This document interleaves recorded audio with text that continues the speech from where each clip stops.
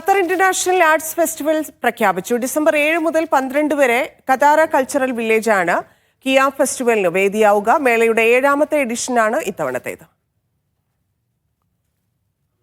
70 രാജ്യങ്ങളിൽ നിന്ന് 450-ലധികം കലാകാരന്മാരാണ് ഇത്തവണത്തെ മേളയ്ക്കെത്തുന്നത്. Sustainability and innovation in art എന്നതാണ് ഈ വർഷത്തെ തീം. മാപ്സ് ഇന്റർനാഷണലുമായി സഹകരിച്ചാണ് മേള സംഘടിപ്പിക്കുന്നത്. അർജന്റീനയാണ് ഇത്തവണത്തെ ഫെസ്റ്റിവലിലെ ശ്രദ്ധാകേന്ദ്രം. ലാറ്റിൻ അമേരിക്കൻ രാജ്യത്തു നിന്ന് മാത്രം 90 കലാകാരന്മാർ ആഘോഷത്തിന്റെ ഭാഗമാകും. അന്താരാഷ്ട്ര സാംസ്കാരിക സായാഹ്നം, interactive workshop, art conference, cultural networking dinner, fashion art തുടങ്ങിയവ വിവിധ ദിവസങ്ങളിൽ അരങ്ങേറും.